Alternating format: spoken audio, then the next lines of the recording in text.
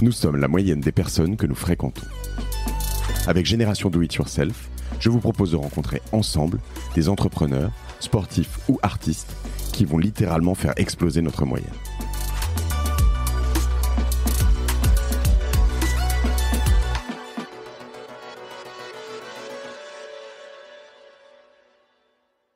Dans l'univers des startups, quand tu crées une startup, quand tu as un investisseur qui rentre chez toi, l'objectif, en tout cas de l'investisseur au moins, du founder pas toujours, mais c'est de rentrer sur 4, 5, 6, 7 ans. Généralement, ils ont des fonds assez bien établis et de sortir avec un multiple de fois X, fois 2, fois 5, fois 7, fois 12, fois 100 quand c'est vraiment de la folie. Mais c'est pas de fusionner une boîte avec une autre au bout de 5 ans. Alors peut-être que du coup, il y a des manipulations financières que tu vas m'expliquer qui font qu'il y en a qui sortent et d'autres qui rentrent à ce moment-là. Non, mais mais je veux dire, tu vois ça. Ouais, le chemin d'une start-up. Alors peut-être qu'il y en a qui y arrivent, mais nous, en étant avec des équipes plutôt smart, un marché qui était assez à l'ancienne, et on se rend compte que c'est pas alors oui, il y a de la croissance chaque année, mais c'est pas une histoire qui est linéaire. Il y a peu d'histoires qui se font de bout en bout sans qu'il y ait de enfin voilà, on le sait tous, il y a des accros, il y a des difficultés, il y a du Covid qui arrive, il y a plein de choses qui se passent dans une aventure et qui sont des aventures qui sont des aventures humaines. Et lorsqu'on s'est rencontrés, on s'est pas dit une seconde on va fusionner, pas une seconde. Il s'avère qu'on s'est dit qu'il y avait un potentiel pour créer une très belle société. Donc vous êtes rencontré avec Cactus, quand ça ? C'était en octobre dernier. Octobre 2021. Avec Thomas. Pour être très transparent, et je pense que lui c'est de la même manière, je suis arrivé lors de cet échange, parce que c'est hyper important de parler avec ses concurrents, plutôt en me disant que je vais aller capter de l'info et lui envoyer les signaux que j'ai envie de lui envoyer pour plutôt lui faire mal, comme on a envie avec nos concurrents. Pas de manière malveillante, mais simplement lui dire... Nous, ça marchait pas bien, entre guillemets, on est un rouleau compresseur, on va tout écraser sur notre passage, toi t'es dans la merde. en gros, en fait, je pense que ça a été quelque chose qui a été partagé. On s'est dit, en fait, la manière dont je vois les choses et la manière dont il voit les choses, elles sont très différentes. Et je me suis dit, tel que Thomas voit les choses, c'est pas tel que je les vois, et c'est pas con. Et je pense qu'il s'est dit la même chose. Et donc on s'est dit qu'on avait chacun un joli côté de la pièce. Et donc forcément ça a été un chemin intellectuel de se dire, mais en fait, est-ce qu'il y a un truc à faire ou pas ?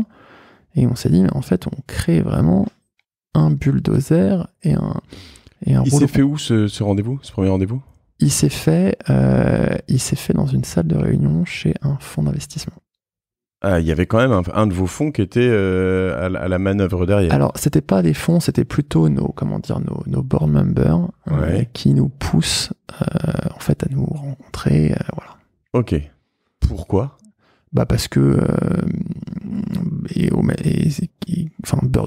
Thomas m'a rencontré comme moi je rencontre beaucoup, parce que c'est hyper important de parler à ton environnement en fait. Ok. Il y a régulièrement des déj de concurrents, il y a régulièrement, donc je pense que c'est important de comprendre ton environnement. Donc il s'est fait à l'initiative d'un des board members qui est chez toi. Alors en l'occurrence, je sais, il est pas, en l'occurrence il est chez lui, mais c'était quelqu'un que j'apprécie particulièrement. Tu peux le citer peut-être. Oui, il s'appelle Yves et il est aujourd'hui le CEO de Snapcar et le Cab, et c'est un entrepreneur que j'adore et que je pense que Thomas aussi adore. Et donc on avait, pour organiser ce petit moment d'échange, beaucoup d'éléments de réassurance, parce qu'on se sentait tous les deux en confiance en quelque sorte.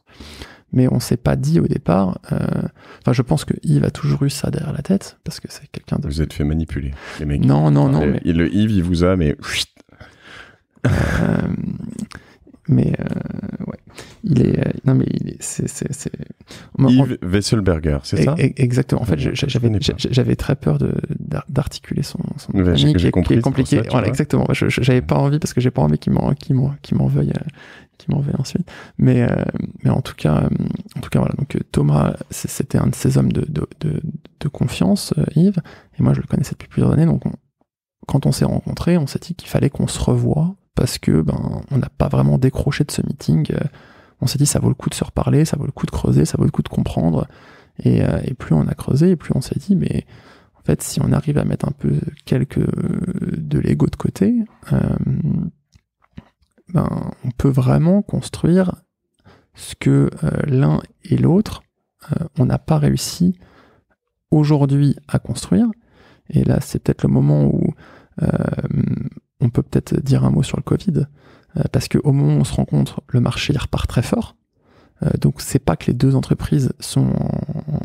Il n'y a pas de sujet d'être en difficulté. Le marché, là, c'est de nouveau la folie, et les entreprises se réunissent. Mais on a quand même malgré tout perdu 2 ans. Comme tu l'as dit, alors, indépendamment de nos fonds, nous, quand on crée des startups, c'est qu'on a un petit peu la bougeotte. On crée pas une entreprise à forte... tu vois, du type de notre type pour se dire pendant 2 ans, on fait pas de croissance. Et donc là, perdre 2 ans et reculer, entre guillemets, ça nous a donné envie aussi de réfléchir à comment on rattrape ces 2 ans. Et donc, rien qu'en fusionnant du jour au lendemain, comme on faisait des tailles qui étaient très similaires, on faisait x2. Et donc, au moins, ça nous a déjà gagné 1 an à chacun, entre guillemets. Oui, mais vous avez 2 fois moins du gâteau, tout le monde. Oui, mais...